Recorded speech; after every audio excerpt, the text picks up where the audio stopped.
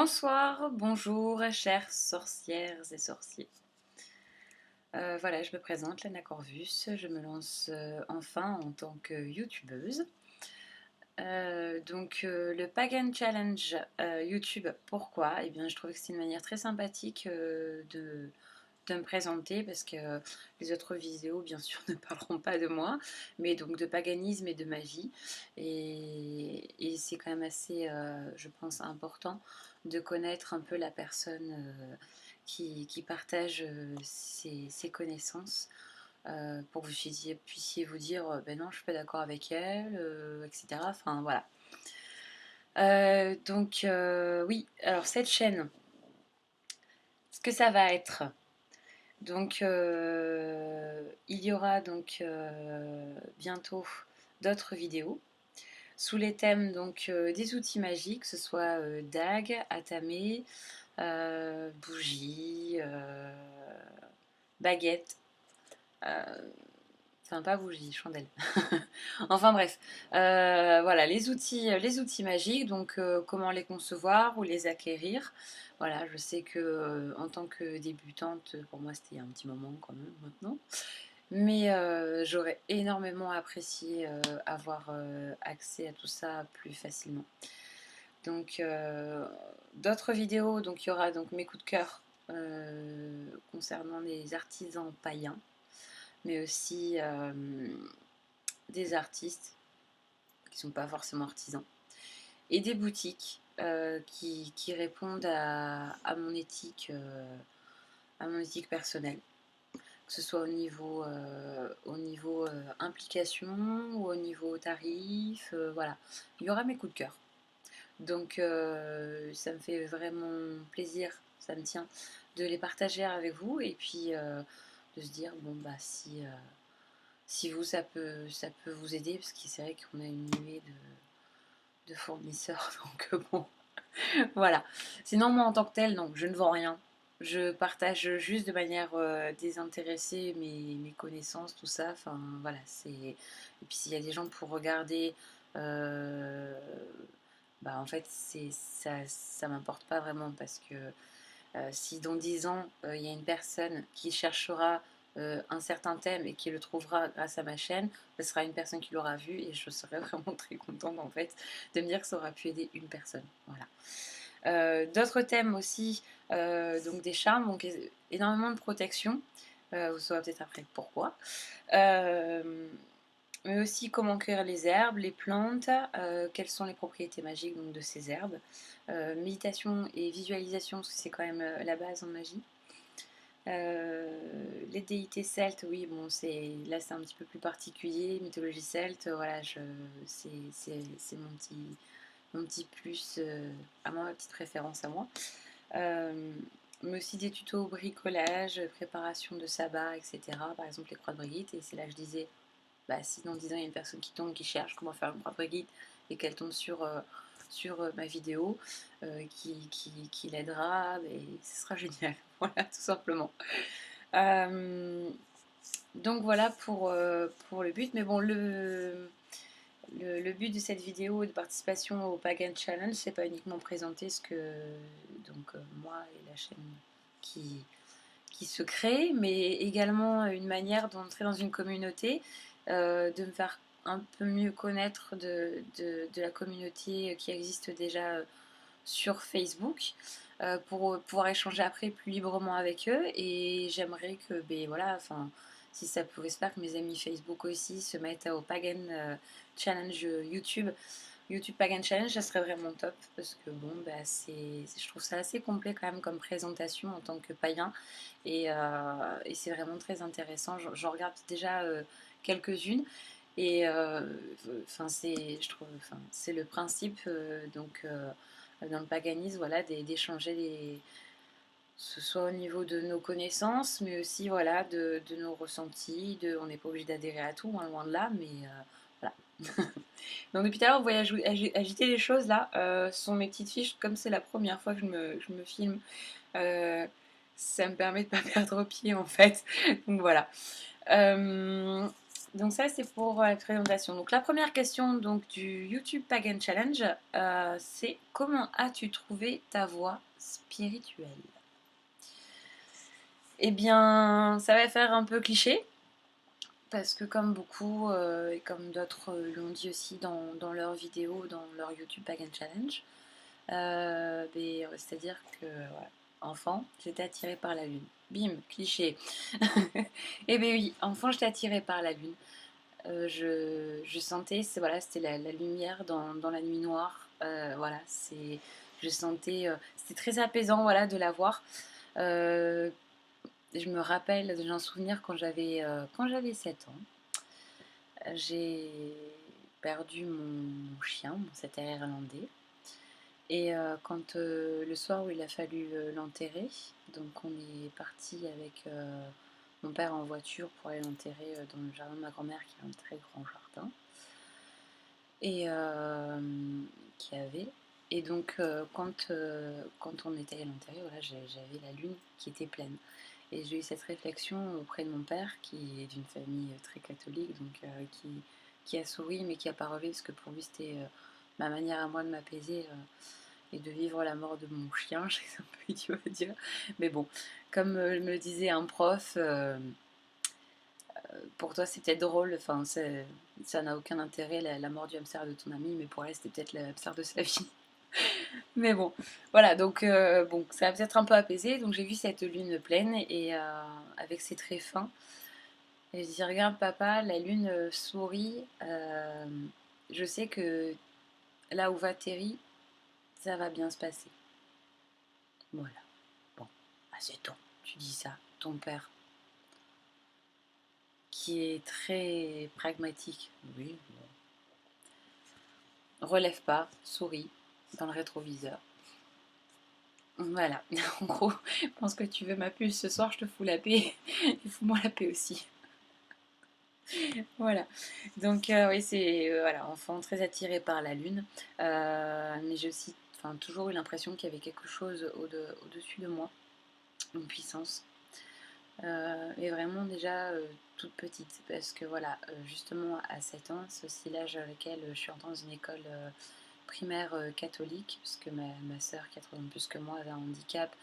Et, et en fait, les classes classiques, avec les gros effectifs qu'on retrouve dans le public, ne convenaient pas à sa manière d'apprendre. Donc, on est parti dans le privé. Et là, les questions, c'est-à-dire qu'il y a pas mal d'enfants qui faisaient du catéchisme. Alors moi, très curieuse, qui me sentais un peu mise à l'écart. Et voilà, je savais, enfin, ma grand-mère était très pratiquante. Ma grand-mère paternelle, il y avait des croix partout, enfin à toutes les portes. C'est assez étrange, on reviendra plus tard dessus. Mais bref, très très pratiquant. Elle a la messe du samedi, la messe du dimanche. Elle m'emmenait à la messe du samedi. Donc moi déjà, la première fois, enfin une des premières fois dont je me rappelle, je voyais le bassin d'eau bénite, je trempais ma main comme ma grand-mère, je l'ai mis à ma bouche, elle m'a fait pas dessus. Non. Moi je suis aussi un petit canard, mais bon. Voilà, très pratiquante, mais je savais pas trop. Du coup, j'ai demandé à faire du catéchisme. Alors mes parents m'ont dit, écoute, autant ta sœur, on l'a baptisée très vite, tu comprendras plus tard pourquoi. Toi, on t'a laissé le choix. Donc, si tu veux faire du catéchisme, réfléchis-y bien, fais-le pas parce que les autres le font, mais si tu veux le faire, pourquoi pas? Ben pourquoi pas, ouais. C'est-à-dire que je sentais qu'il y avait quelque chose au-dessus. J'entendais des bribes de mots par-ci par-là, de justement des enfants, des enseignants. Je dis, bah oui, je veux, parce qu'il y a peut-être une réponse. Il y a peut-être une réponse à la puissance que je sens au-dessus de moi, donc oui, je veux. Donc mes parents m'ont inscrit au catéchisme. J'allais à la messe tous les dimanches. J'ai fait la communion, ma profession de foi arrive au collège, enfin j'ai fait tout ça. Mais quand même, d'une manière assez particulière. C'est-à-dire qu'à 9 ans, donc 9-10 ans, il y avait une petite bibliothèque dans la classe et je suis tombée sur une revue scientifique accessible quand même pour les jeunes, euh, qui, qui était pas mal âgée en fait. Mais bon, cette revue scientifique parlait du Big Bang. Et là, mince, attends, de 3 ans, là que je fais du catéchisme, qu'on me parle de Dieu, d'Adam, Ève, et là on me parle du Big Bang. Il y a un petit problème. Autant quand tu apprends la préhistoire, bon, tu te dis, bon, bah, c'est les enfants d'Adam et Ève. Autant là, le Big Bang, allô, papa, maman, il va falloir m'expliquer quelque chose. Et là, mon père est parti dans des explications très théologiques, parce que là, de ce fait, il s'est dit, waouh, si elle a une réflexion pareille à confronter à 9 ans, 9-10 ans, euh, religion et science, pim. Bon, ma mère, dépassée par ce genre de questions, c'était plutôt le dada de mon père, donc pour ça, voilà, papa. Et donc lui est parti voilà, dans une discussion un peu trop complexe pour moi. Comme je disais, il parlait de théologie, c'est vraiment, enfin, il parlait comme s'il était avec, je me rappelle à cette époque-là, un ami, Jean-Louis, avant qu'il décède, qui venait régulièrement le soir, et j'assistais à leurs discussions en piquant des biscuits apéritifs.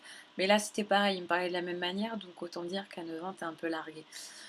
Euh, donc bon, j'ai laissé tomber, et à 11 ans, j'ai commencé à avoir ma réflexion, à réussir à allier les deux, et voilà, ça va, je vais réussir. Je n'étais pas déséquilibrée, tout va bien. Euh, donc voilà, j'ai réussi à lier religion et science. Et après ma deuxième profession de foi, là, il y a eu plus un souci. Enfin, déjà, lorsque j'ai fait ma profession de foi, donc c'était, j'avais donc 13 ans, non, 12 ans. Euh, Problème. J'ai un problème avec l'église avec un grand E. J'ai un problème, pas personnel. Mais j'ai un peu de mal avec l'idée que l'église avec un grand E se soit servi des écrits en fait pour avoir du pouvoir sur les peuples.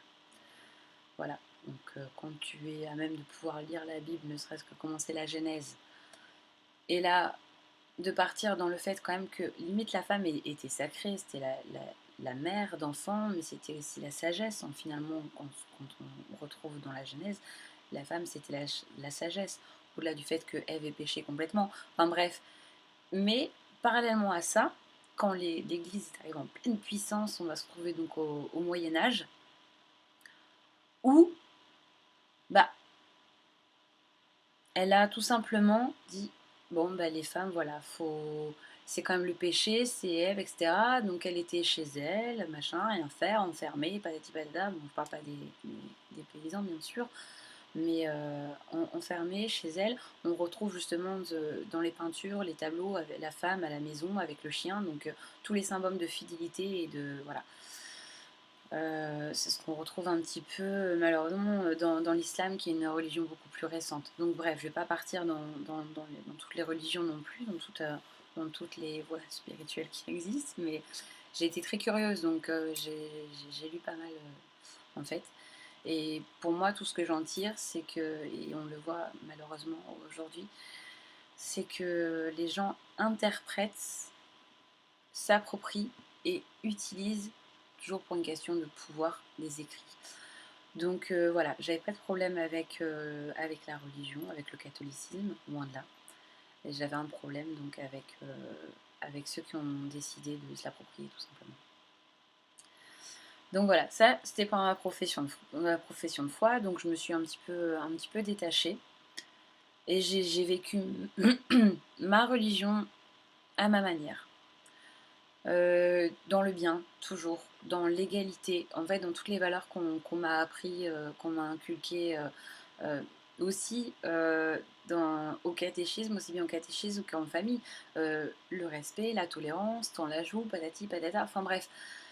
Euh, L'égalité aussi, enfin ça c'était plus éducation parentale, mais voilà, donc je ne pouvais pas comprendre les instances de pouvoir, comment elles interprétaient, etc. J'étais pas d'accord. Donc, bah, je fais ce que je veux. Je fais ce que je veux, et ça ne regardait que moi et mon Dieu. Voilà. Puis voilà, alors après, donc à 14 ans, il y a eu un événement assez marquant. C'est-à-dire que mon grand-père paternel est décédé, comme beaucoup d'enfants qui perdent leurs grands-parents, sauf que là c'était un petit peu particulier. Un an avant, j'avais perdu mon grand-père maternel. Je ne l'ai pas bien vécu, mais bon, ça allait quoi. C'est le manque qui blessait plus qu'autre chose, et bon, ça allait. Pour mon grand-père paternel, c'était autre chose parce qu'en fait, moi, jusqu'à 7 ans, je pensais qu'il était mort en fait. C'est-à-dire que ma grand-mère a divorcé quand mon père était assez jeune, qu'ils avaient une garde semi-partagée, il s'est passé des choses. Ma grand-mère en a profité pour dire ah bah non, c'est dangereux, stop, tu vois plus ton fils, patati patata. Mon père à l'âge adulte qui a renoué contact avec lui. À la naissance de ma soeur, ma grand-mère a dit qu'elle ne voulait pas de lui dans la vie de ses petits-enfants, enfin sa petite fille en l'occurrence, que moi je n'étais pas encore née. Donc coupage de pont, etc.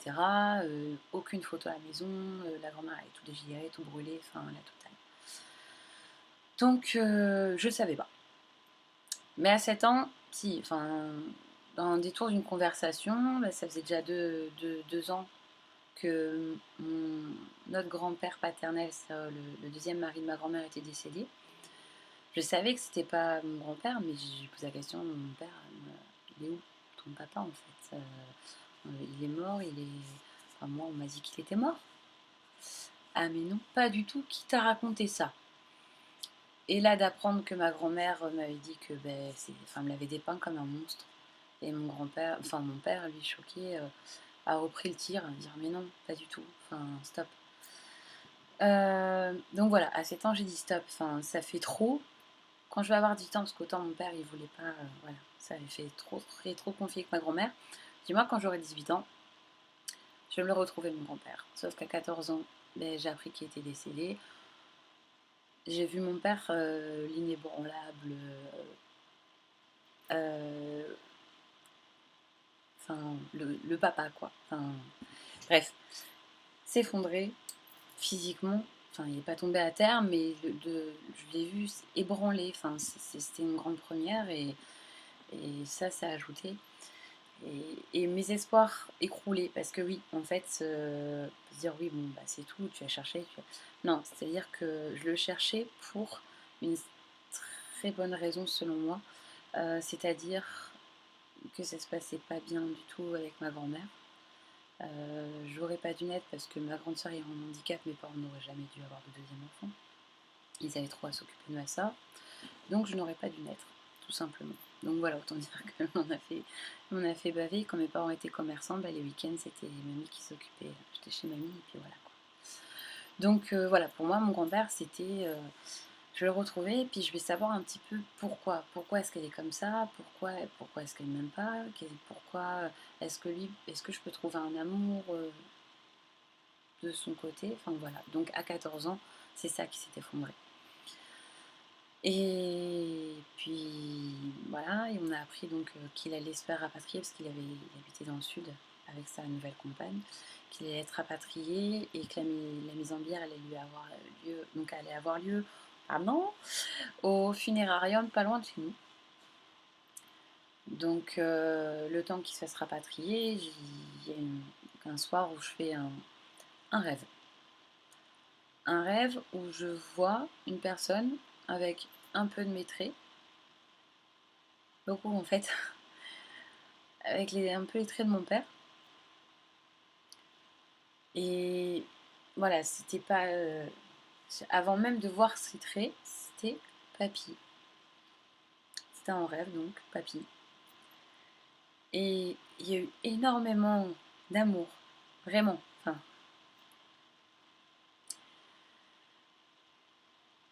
il y a pas eu des mots, il y a juste eu une émotion très très forte. Bon, le lendemain, je me réveille,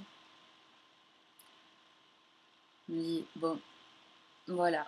Déjà à 14 ans, je me disais, bon, c'est mon désir profond, comme il vient de s'écrouler, etc. C'est. Voilà. Et puis bon, c'était. Enfin, il y avait une mélange entre mes traits et ceux de mon père, donc c'était mon inconscient qui construisait. Voilà. Et donc le surlendemain, mon père propose, voilà, il est au funérarium, il propose à ma sœur et moi, est-ce que ça vous dit de venir, maintenant vous êtes assez grande, euh, pour savoir si vous voulez venir ou pas. Et moi j'ai dit, oui, oui, je veux le voir, je ne l'ai jamais vu. Certes, c'est pas une manière de rencontrer une personne qu'on n'a pas vue et pour qui on avait déjà des sentiments, une émotion. Donc, bon, d'accord, on y va. Et là, choc. C'était la personne qui m'était apparue en rêve trait pour trait. Donc, bon, grand point d'interrogation. Grand point d'interrogation qui est venu après. D'abord l'émotion, après le grand point d'interrogation, genre, mais comment c'est possible? Et grand bien fait qu'à ce moment-là, j'avais donc mon meilleur copain à l'époque qui était fanat de sorcellerie, etc. Donc on était en troisième et il m'a emmené en boutique ésotérique. J'ai acheté tout ce qu'on m'a dit d'acheter pour faire un rituel, pour essayer de communiquer avec mon grand-père. Je l'ai pas vraiment... Enfin, j'ai essayé de le faire dans la chambre, mais pas avec toute l'énergie qu'il aurait fallu, étant donné que j'étais un peu craintive de me dire est-ce que ma chambre ne fermait pas, mes parents vont débouler, vont voir ça, ils vont se dire oh mon Dieu, qu'est-ce qu'elle fait, elle tourne dans l'adolescence, elle devient complètement. Non, non, mais bon, en plus, voilà, mon père avait horreur de l'encens, donc autant dire que je voulais pas qu'il le sente et qu'il débarque. Donc voilà, ça n'a pas marché. Mais bon, j'ai du coup trouvé une boutique ésotérique, j'ai commencé à m'intéresser, j'ai acheté un jeu de tarot. Au lycée, je l'avais toujours sur moi. Il y avait un jour une nana en terminale qui m'a dit ah bah tiens, et tout, ça te dirait, tu me tires les cartes et tout. Donc j'étais pas très à l'aise de le faire, de me dire voilà, de dire à quelqu'un comment ça va se passer et qu'elle s'y cantonne et que ça se passe mal. J'étais pas du tout à l'aise. Mais bon, elle m'a dit vas-y, mais juste comme ça, pour rigoler. Donc je l'ai fait, mais pas en divination. Enfin, c'était déjà de la guidance à ce moment-là. Et ça lui a fait pas mal de bien finalement. Ça lui a donné un sacré souffle, une énergie, une motivation pour. C'est une fille qui commence en plus à tourner un peu mal et était en terminale, donc il fallait qu'elle se réveille très vite. Et en effet, ça lui fait beaucoup de bien dans son orientation. Et par là, bah, il y a d'autres copines à elle qui sont venues, etc. Donc, qui sont venues vers moi. Et je leur ai dit, écoutez, c'est qu'un jeu, c'est pas sérieux, hein. C'est oui, oui, mais bon, quand même. Bon, donc toujours pas à l'aise, mais bon, voilà, j'ai juste donné des pistes, des machins, sans me dire ouais. Donc ta vie, ça va se passer comme ça. Non, non. Oh mon Dieu, non, j'avais peur. Voilà ce que je me disais. Oh, j'avais peur. Enfin bref. Euh, et puis après, je suis arrivée donc en école supérieure de communication et de marketing à Lille, euh, donc là où j'habitais. 39 heures de cours, plus 3 heures chaque soir, plus donner des cours d'anglais, je ne sais même plus comment je faisais, mais à un collégien ou deux, pour pouvoir payer avec mon conjoint de l'époque le, le loyer, la nourriture, enfin bref, les galères d'étudiants, quoi. Et en plus, lui qui me pompait énormément d'énergie, c'est pas très bien passé en fait. Il y a que c'est la dernière année d'études où j'ai coupé avec lui, mais il me pompait tellement en fait que voilà, je cherche pas à me trouver d'excuses, mais je me suis complètement éloignée de la sorcellerie, mais également de ma spiritualité. Enfin voilà. Euh, mais ça m'est revenu plus tard, c'est-à-dire que quand j'ai quitté donc le conjoint de l'époque, quelques temps après, j'ai rencontré une nouvelle personne qui emménageait avec moi à l'appartement. Ça se passait plus très bien par rapport à l'appartement. On est parti. Et comme ma grand-mère était décédée quelques mois avant, mon père m'a proposé, en attendant de trouver autre chose, d'aller dans sa maison. Et là, ça a été la débandade. C'est-à-dire que j'ai terminé tout juste ma licence. Je faisais pour clôturer mes 3 mois à Paris pour donc pour clôturer ma licence. Donc j'ai bossé là-bas et là c'est vraiment empiré dans cette maison. C'est-à-dire que déjà au décès de ma grand-mère, il y a eu des choses. C'est-à-dire que même ma mère, elle m'a regardée alors que je les pensais tous les deux très terre à terre, surtout mon père et je pensais ma mère aussi. Mais voilà, le jour où on a enterré ma grand-mère, 9h30, on est en train de faire les petits fours dans sa maison. On regarde là pour nous disant bon, il ne faut pas qu'on soit en retard à la messe de 10h30 pour l'enterrement. On lève la tête, ils disent hop hop hop, faut qu'on se dépêche et tout. Mon père qui fait bah attends, non, il est 9h30. Là, on fait bah non. Et puis là, oui, l'horloge l'annonce de 9h30. Donc, bon, maman, t'as bien vu la même chose que moi. Elle me regarde, genre ouais, enfin bon, oublie. Je fais maman, parce que moi, mes parents m'avaient appelé à 22h30 pour me prévenir du décès de ma grand-mère à l'hôpital. Je dis, mais à quelle heure elle est décédée? 10h10. Puis la Maria, genre, oui, non, mais chut, c'est rien passé. Donc bon, c'était assez étonnant et ça m'a mis une petite puce à l'oreille. Passé. Donc du coup, oui, en fait, dans cette maison, il a commencé à se passer des choses quand on a emménagé. À se passer des choses étrangères, en fait. Il y avait une atmosphère assez malsaine, assez oppressante dans cette maison. Moi déjà la chambre de ma grand-mère elle était fermée à double tour, on ne l'occupait pas. Elle avait une grande chambre mais je la fermais. De temps en temps j'y allais faire le ménage, bien sûr, mais c'était tout. Je, je ne voulais pas que quiconque, parce qu'il y avait toujours les affaires de ma grand-mère, c'était voilà, j'avais des amis qui venaient à la maison, ils dormaient, il y avait un canapé lit, il y avait une deuxième chambre, il y avait enfin une troisième chambre pour le coup. Voilà, la chambre de ma grand-mère c'était niette. Et donc oui, il se commençait à avoir déjà des choses, parce que nous on dormait juste à côté, donc des choses au niveau du mur, donc assez étranges, avec ça commence, enfin, c'est vraiment monté crescendo, hein. Jusqu'à avoir quelqu'un qui s'asseyait sur moi pendant que je dormais. Se faire réveiller le matin, parce que quand j'étais à Paris, je revenais le week-end, se faire réveiller aussi par des coups de clenche très fort, clac, clac, clac, doum, doum, doum, doum, la porte et pouf, quelqu'un qui court dans le couloir.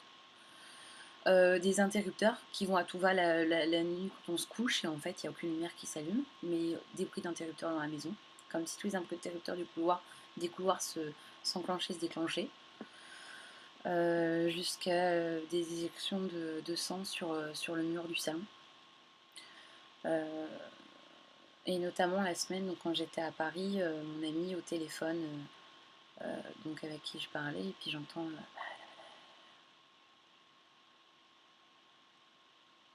j'ai un doute. Pourquoi tu chuchotes? Mais j'ai pas chuchoté. Arrête tes conneries. Mais j'ai pas chuchoté. Non, mais j'ai rien entendu, t'inquiète. Je fais, putain, mais arrête, depuis tout à l'heure, je sens un truc qui me pousse dans le dos, là. Arrête de dire de la merde. Tu fais flipper. Bref. J'en ris maintenant avec le recul, mais bon. C'était pas fun. Et notamment, voilà, ça c'était un soir où lui était seul, donc j'ai appelé des amis pour qu'ils viennent, parce que jusque justement au soir où lui a carrément vu le reflet, il s'est retourné, il a vu le reflet dans une des baies vitrées face à lui, parce qu'il regardait la télé, il y avait les baies vitrées sur le côté. Et donc il a vu un reflet, il s'est retourné en fait vers la cuisine, qui était en cuisine ouverte. Il a vu je ne vais pas le décrire, ça le rendrait trop réel, mais appuyer et lui dire en fait qu'il allait mourir avant 30 ans. Donc, grande prise de panique, il me rappelle derrière, en furie, j'en ai marre de cette maison, patati patata. Donc moi j'appelle des amis, je leur ai dit écoutez, je suis pas là en ce moment et ça se passe pas bien du tout pour lui. Mes amis qui n'étaient pas en fait très à l'aise pour dormir à la maison non plus, donc ils ont tourné la semaine pour dormir avec lui. Moi j'ai été là le week-end, il se passait quand même des choses, mais bon, on était là tous les deux. Et il en riait en fait à la fin, il disait mais qu'est-ce que tu veux qu'il me fasse? Voilà, il était parti dans... Bref. Et donc voilà, ça a été plein de choses comme ça, le grenier, la totale. Les clichés aussi, on les a eus, hein. On a tout eu en fait, je pense. Et donc, on a fini par appeler une connaissance de sa famille à lui, qui était de famille médium, qui est venue à la maison. Euh, donc lui et de sa famille, donc elle est venue habiter à la maison 3 semaines quand même. Elle m'a formée aussi, préparée au nettoyage justement de la maison sur un plan énergétique. Elle m'a dit, trouve pas ça déjà normal, cocotte, que tu aies des croix à toutes les portes, avec un buis sur chaque croix que ta grand-mère avait posée. Déjà, pourquoi ta grand-mère a fait ça? Bah écoute, j'en sais rien. C'est vrai qu'elle avait une foi énorme en Dieu, donc ça attire. Forcément, je sais pas. Enfin, à ce moment-là, je ne savais pas, quoi. C'était terrible. Mais bon, du coup, je me suis repenchée dans ma spiritualité et dans la magie par la même occasion. Donc à 21 ans. Ça a été laborieux parce que j'ai eu aussi une sangsue énergétique à cette période. Une déprime, mais on ne savait pas pourquoi. Enfin, une déprime noire. C'était problème pour dormir, pleurer pour rien. Enfin, comme ça, d'un coup, je m'as pleuré. Je me dis, pourquoi je pleure? Enfin, fatiguée, mais fatiguée. Enfin, rien de particulier pour me fatiguer, mais fatiguée. Enfin, c'est impressionnant. Et donc j'ai continué à bosser avec elle. Après, elle revenait régulièrement pour voilà, le nettoyage a été fait, tout ça. Et voilà. Et donc par là même, je me suis mise à lire énormément jusqu'à du France Bardon que j'ai mis de côté du coup parce que j'y étais pas préparée. Je fais non, c'est un peu trop poussé pour moi. Bon, j'ai eu la magie celte de Conway. J'ai lu pas mal de choses. Et en fait, je me suis retrouvée. Je me suis dit, tiens, j'étais partie à nouveau sur le christianisme et petit à petit, en lisant plein de choses, je me suis retrouvée sur la Wicca, sur la magie celte. Et là, je me suis dit, tiens, moi qui avais un souci justement avec l'église et qui me retrouve, parce que voilà, en tant qu'amoureuse de la nature, euh, écolo, bio et encore de plus en plus aujourd'hui, pratiquement vegan. Waouh! En fait, ça me correspondait carrément. Et voilà. Et, et au-delà de Dieu, j'ai retrouvé justement le Seigneur et la Dame. Et du moment où voilà, j'ai commencé la méditation, la visualisation, là, je les ai vraiment ressentis. Et ça a été, j'ai trouvé ma place en fait, tout simplement. Je me suis retrouvée. Et, et depuis, pardon pour ces bruits, depuis oui, je suis pleinement dans ma spiritualité, en harmonie, je n'hésite pas. Voilà, j'ai déménagé, je suis dans le sud-ouest, j'habite à quelques kilomètres de l'océan, dans le Médoc, à quelques pas du lac. Vraiment, quand je dis à quelques pas, je suis à 20 mètres en fait du grand lac d'Ourtin. Donc, avec derrière juste la forêt. Bon, à part les chasseurs en basse saison, ma forêt, elle est juste splendide. Enfin, tous les jours, j'y vais. Mon chien, j'ai même le chat qui se promène avec nous. Enfin, c'est génial. Et je les sens perpétuellement.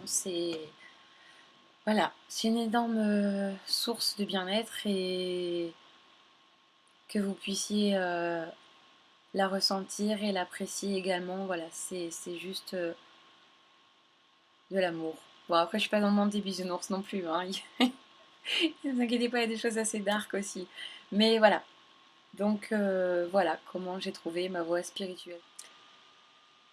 Donc voilà, j'ai fait, désolée pour cette interruption, j'ai fait le tour de mes fiches. Donc la première vidéo de ma chaîne YouTube s'arrête enfin. Je suis désolée qu'elle ait duré si longtemps. Je vous remercie d'être resté jusqu'à la fin pour ceux qui le sont restés. Ça a été très, très intéressant quand même parce que c'est vraiment voilà, on dit quand même connais-toi toi-même et le miroir et le reflet de l'âme. Et dans ce thème-là, c'est vrai que voilà, ça a été très enrichissant aussi pour moi de retracer donc ma voix spirituelle en fait. Et, et de par cette caméra en fait qui va jouer le rôle de miroir, voilà. C'est toujours très, très intéressant et je vous invite vraiment à le faire. Je vous remercie encore d'être resté donc jusqu'au bout de cette vidéo. J'ai abordé quelques thèmes en début. Si vous avez d'autres idées, je suis preneuse. N'hésitez pas à réagir, à commenter. Je suis aussi sur Facebook, au même nom, Lana Corvus. Donc voilà, ça me ferait très plaisir de pouvoir échanger avec vous et toujours pouvoir apprendre. Merci beaucoup et à très bientôt.